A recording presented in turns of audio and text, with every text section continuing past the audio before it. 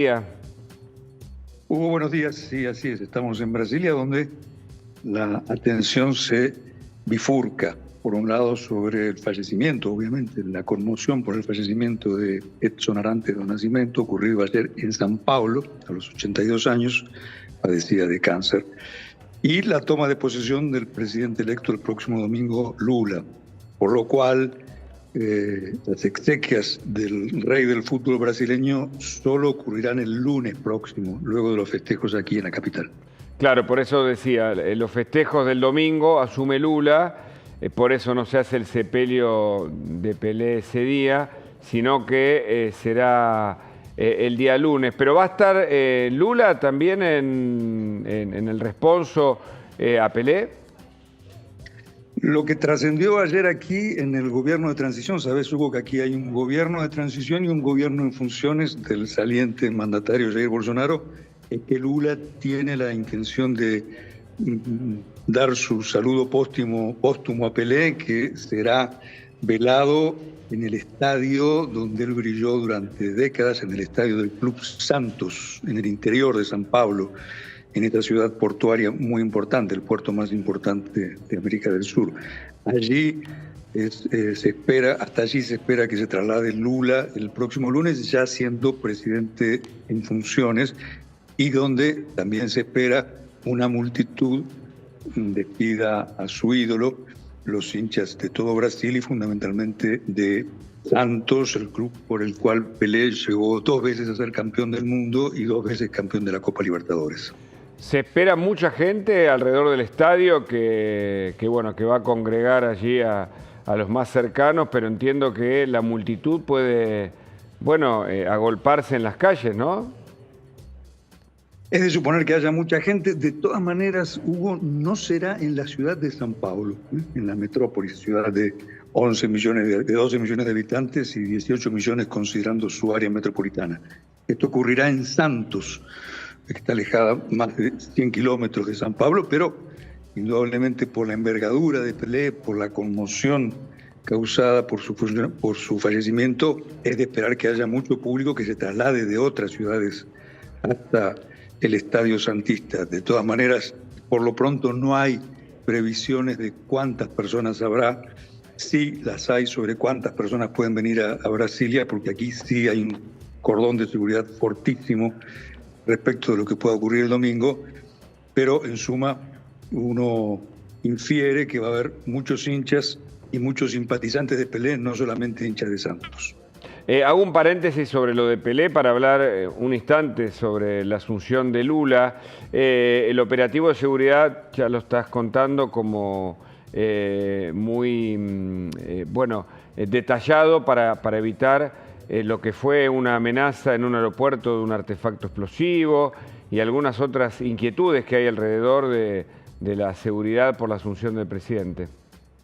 Sí, medidas de seguridad extraordinarias. Nosotros ayer recorrimos por un rato la avenida principal, la explanada de los ministerios, una muy ancha avenida, no sé si tanto como la 9 de julio, pero muy ancha avenida aquí en el centro de Brasilia, al costado de las cuales están todos los ministerios, el Palacio del Planalto, el Congreso y la sede del Poder Judicial. Como decías vos, el sábado pasado fue desbaratado un intento de lo que de haber ocurrido sería un atentado terrorista sin antecedentes en América del Sur.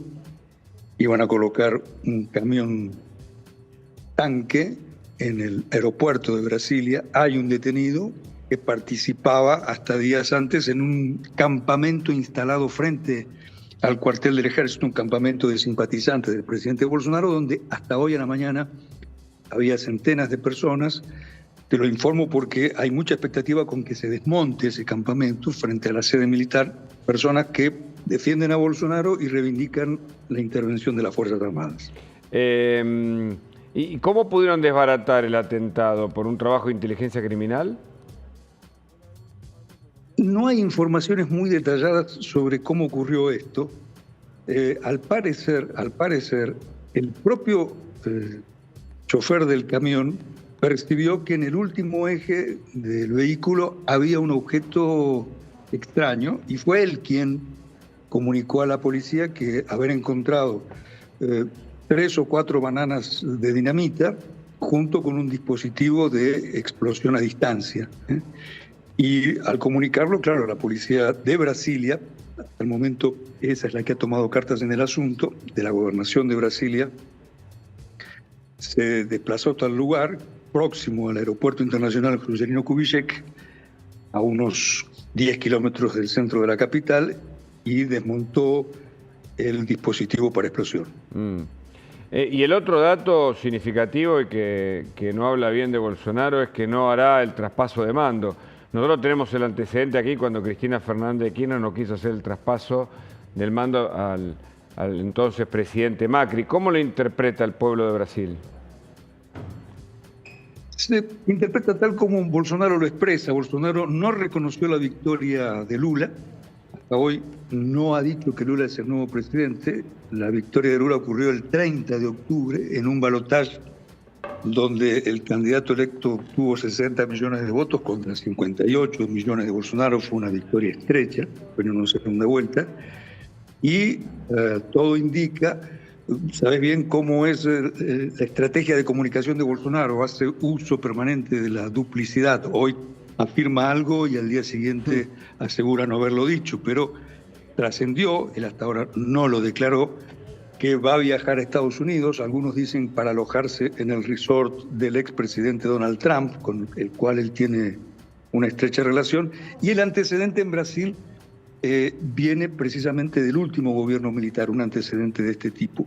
El último general que gobernó Brasil antes del primer gobierno civil, João Batista Figueiredo, tampoco entregó la banda y el bastón de mandos al primer presidente civil, José Sarney. De manera que esto obviamente le anexa una cuota de anormalidad institucional a un evento que es aguardado con bastante expectativa. Permitime una pregunta de mi compañera aquí, Belén, por favor. Sí, ¿qué tal? Buen día. Quería consultar cómo se está viviendo el clima, ¿no? En esta transición. Vimos, sí, durante las elecciones entre Lula y Bolsonaro que había como esta grieta tan marcada. Ahora, ¿cuál es la sensación en la calle? Belén, buen día. Sí, esa grieta, usando una aproximación argentina que, sí, comparándola, te diría que era un foso más que una grieta, porque el enfrentamiento era muy enconado y además los activistas pro Bolsonaro en muchos casos lo hacen haciendo uso de armamentos. Durante el gobierno de Bolsonaro fue liberada prácticamente por completo la venta de armas. Y en estos días, por ejemplo, en las redes sociales hay simpatizantes de Bolsonaro filmados con ametralladoras, y ayer, por ejemplo, un activista con un rifle de precisión diciendo que cuando Lula suba la rampa no va a llegar a lo alto, la rampa del Palacio del Planalto. Qué locura. Ese encono que marcó el proceso electoral no se continuó hasta el presente, les diría, Belén y Hugo.